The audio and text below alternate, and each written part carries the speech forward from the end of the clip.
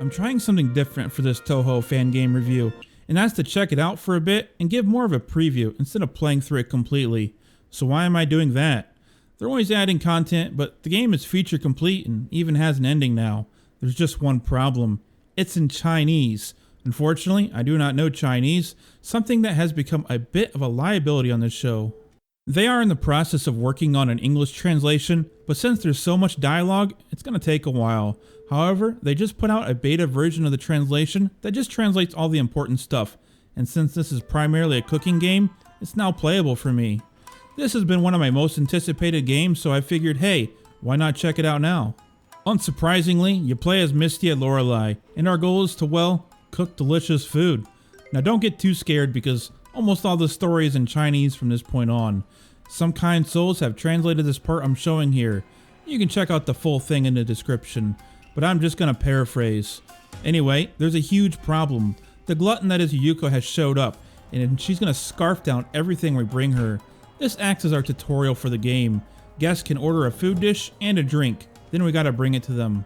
Well, Yuko's hunger can't be satiated, and she destroys the place. Don't worry, this happens no matter what we do. That's because this tutorial is a flash forward, an alternate timeline where we fail to become the master chef. We're given a second chance and wake up in our house like it was all a bad dream. It's just the price we pay for being Mystia. We still got our grilled lampreys stand anyway. Given our innocent charm, we'll naturally be taken advantage of and put into debt immediately after stepping outside our house by some loan shark named Chen. Kyoko's getting the shakedown by Chen for some debt she owns the Yakumo crime syndicate. She doesn't have the money, so we convince Chen to let us pay for it instead. We'll just have to ask for a time extension and earn some money from our food stand first. This is where the real gameplay starts. There's a lot of information to digest, but the game does a good job of slowly opening up all to you. We have a full day and evening cycle, along with a calendar we need to keep track of. During the day, we can walk around and say ni hao to all the random people standing around, but the main point is to gather and shop for ingredients. We'll only be gathering stuff today, and each ingredient we gather will pass the time forward by half an hour. The ingredients you get are also depend on the time of day. During the morning, you can grab stuff like morning dew, while at night is where you get most of the fish. You can just grab a little of everything today, but after the first few days, fish will be our primary focus. Once 1800 hits, it's time to set up our grilled lamprey stand. Okay, I realize this stand is part of her lore. I mean, a bird yokai isn't going to be serving chicken. Only weird people would do that. But I figured eating lamprey was just something she made up. I mean, eating octopus, I understand. Takoyaki looks delicious. Squidding pasta? Okay, looks weird to me as a Westerner, but my friend says it's delicious.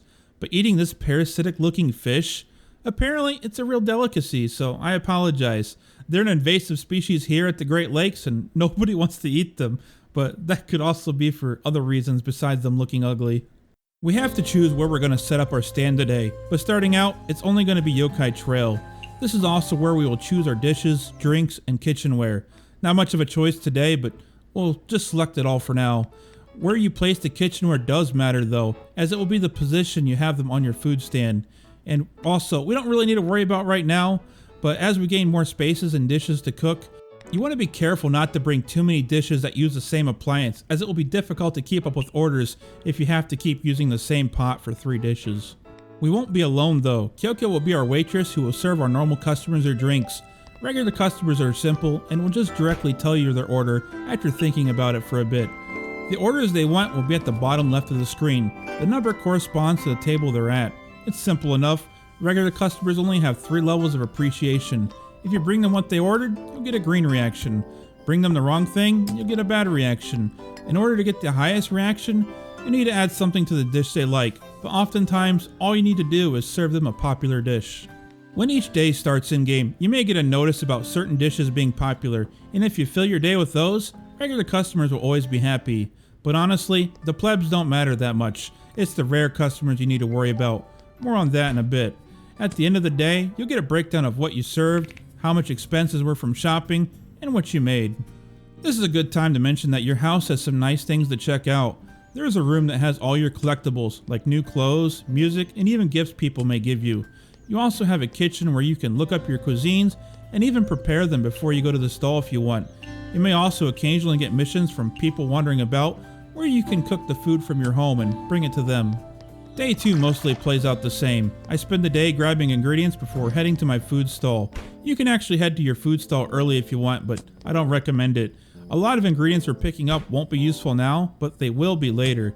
Just happily run around picking up shit. I managed to not mess up my combo on day 2, and I try new things like making food in advance and storing it in the fridge behind me.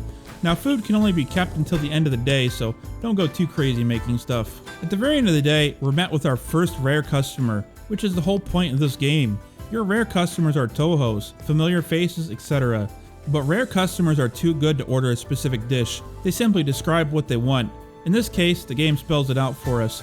This is where those extra ingredients are going to come in handy.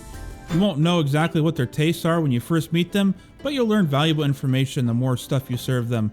Plus, if you know a bit about Touhou, you can take a pretty educated guess on what they want. Rumia wants raw meat and likes weird shit. Here's a rice ball with some meat and cicadas thrown in. Enjoy, kid. Chin's a cat, so of course she wants fish. And Marissa, unsurprisingly, wants Japanese food. Each cuisine has various tags with it. The red tags you see on the grilled lamprey are what it's incompatible with, which is fish and meat. So this dish isn't very versatile.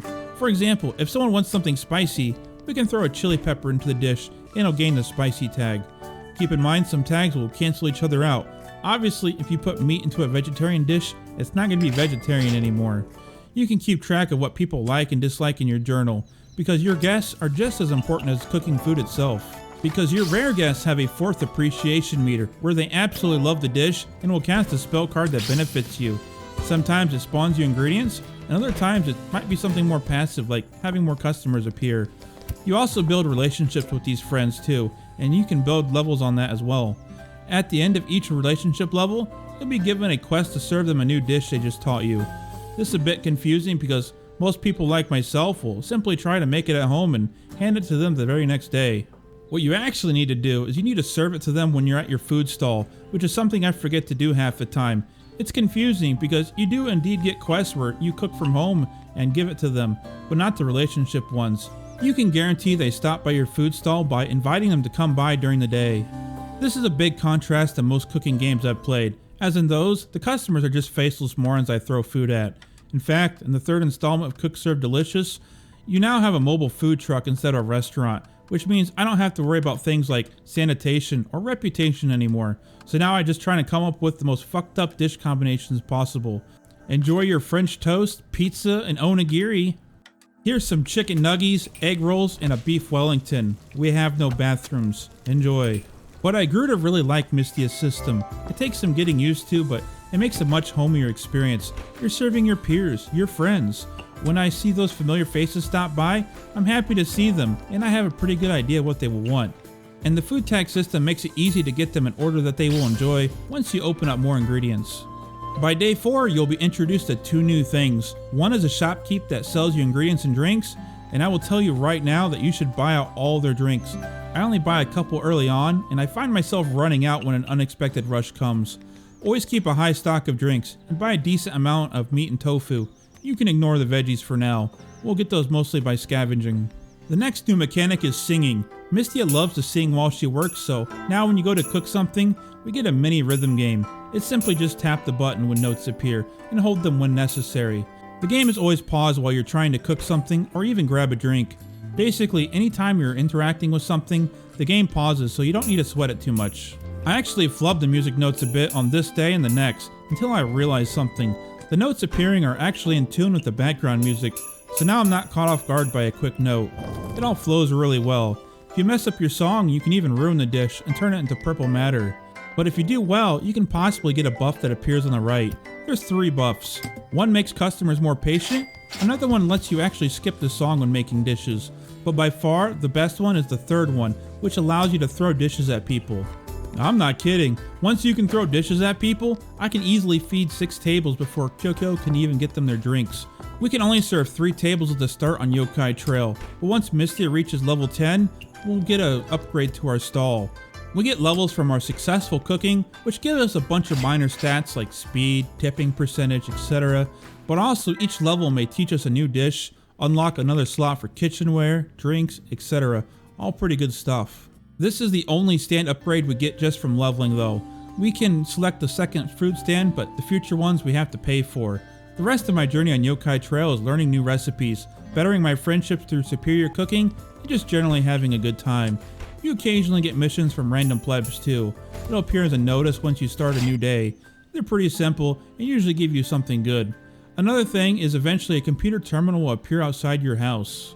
You can use it to summon people from the developer's other games. I don't know if you have to own them, but I spawn them in for fun. They're in a special guest list, so you can't become friends with them, and sometimes they order stuff you may not have. So I'm not sure if it's really recommended to activate it early on, but I do so anyway. For example, this one girl wants Chinese food, but the only Chinese dish I have on Yokai Trail is stinky tofu, which is hard for me to make and didn't sound that appetizing, so I usually don't bring it. Oh well, here, have a Japanese dish with some shit thrown in. You'll have to like it. This will be our whole cycle for about the 2 weeks we're at Yokai Trail. Apparently, in older versions of the game, paying back the debt was actually difficult and annoying to deal with. But I had enough to pay the debt a good week before it's due, and I'm hardly min-maxing any of my cuisines. Once we pay off our debt and we make it to the 17th, we'll be able to head over to the human village. This opens up a bunch of new ingredients, cuisines we can make, and more importantly, new people to befriend. There's less items sitting around to collect off the ground, but there's a lot more shops to buy stuff from. My advice is still the same.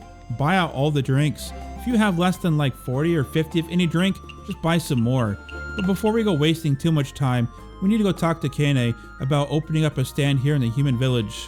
You can also find Korondo over here on the outskirts. He sells a couple of random groceries, but mainly he sells upgrades for your kitchenware and collectibles like outfits and music that you can play in your house. He uses different currencies for most of his stuff and not yen, so keep an eye out when you see missions from people that give you these currencies.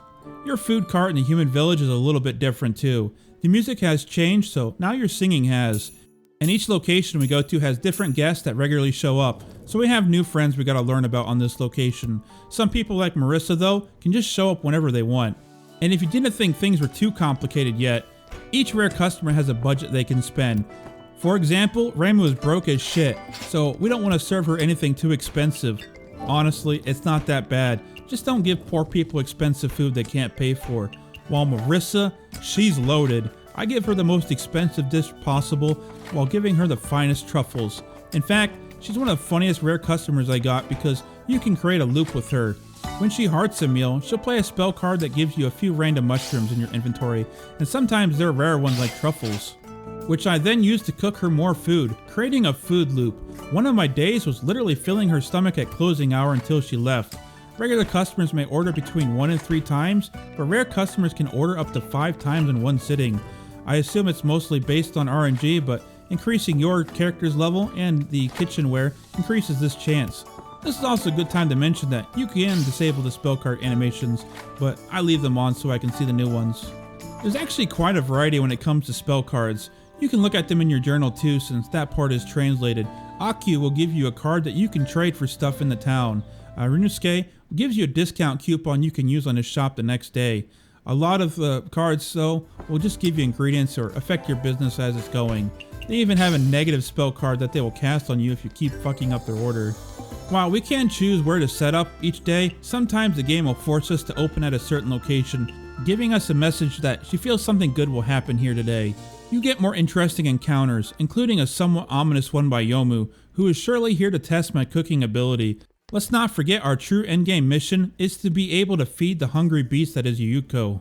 We'll be able to progress to the next area after about 2 weeks and we pay off our new debt. That's right, the debt keeps increasing and we get a new one with each area. But the amount I have to pay is still pretty low. It's less than a third of my income, and that's after I bought all new kitchenware and upgrades for my food stalls. Akure Shrine only has a few things to collect, but there's a lot of new people here to befriend. This is also where we get our second helper. Kozusu joins our cooking quest, and something I didn't mention before is, after the first few days, we start paying Kyokyo a competitive salary of 5% of our day's earnings. Bringing Kozusu along will add another 5% we gotta pay out. You can also give them different tasks. I could actually have Kyokyo be a cook back at the human village, but I find that I am a far faster and better chef than she is, so I just left her with being the drink waitress. Kosuzu, I put on being the food waitress. Now I just gotta put my cuisines in the fridge and she'll take it to the correct table. I can throw dishes faster than she can move, but sometimes you have downtime on your buff. But also with her, I can prep dishes beforehand, and when I know it's going to be a busy day, she can just grab it from that, allowing me to stick to just cooking. Oh, I should probably mention that they won't serve the rare customers because they won't be able to understand what they're asking for, so I still have to go over and talk to them. This is where I had to make a tough decision. Some of you may remember from an earlier Touhou review video where I said I wanted to try doing a shorter format for videos where I just talk about a game for a little bit. And I was like, sure, I'll try this translation beta, play maybe 2 to 3 hours tops. But now I'm in too deep and it's hard to stop myself from playing. Really, I couldn't do this game justice if I didn't go further. You saw it. A whole calendar month has passed in game, and that's only after reaching Hakure Shrine, and there's 2 more locations after this one, at least as of this version of the game. There's a hell of a lot to do in this game, and of course it has a ton of charm. This translation beta save isn't going to be compatible with future updates, so this is kind of why I want to stop here. I really want to know what my friends are telling me now. Don't get me wrong, most of the missions, New Day text, and everything you really need to know is in English right now, so you can have a fun time just trying to be the master chef if you want. So if you're a normal person that enjoyed this video, you might want to consider wishlisting this on Steam. But if you're like me and simply can't wait, let me explain how you can play this so you don't end up like this dude that left a negative review because his Chinese game wasn't in English. The news post about translation is here. You gotta go to the game and then hit properties, click beta, and put in this code they provided. Why do you need to enter a code when most devs leave it blank? I don't know. Maybe to keep it as a control, or maybe they just didn't know they could. You can suggest translation changes on the Google Docs they provided, and the community has been working on that stuff, but I'm too lazy. There certainly is plenty of things that can be fixed or worded better. Oh wait, some mad lad literally made a guide that is just a beta code. Perfect, just use that I guess. As for me, I'm thinking about trying something with multiplayer next time, but I'm sure I'll be back to playing this game whenever the full English translation patch is out. As always, I want to thank you for watching, and I'll see you in the next video.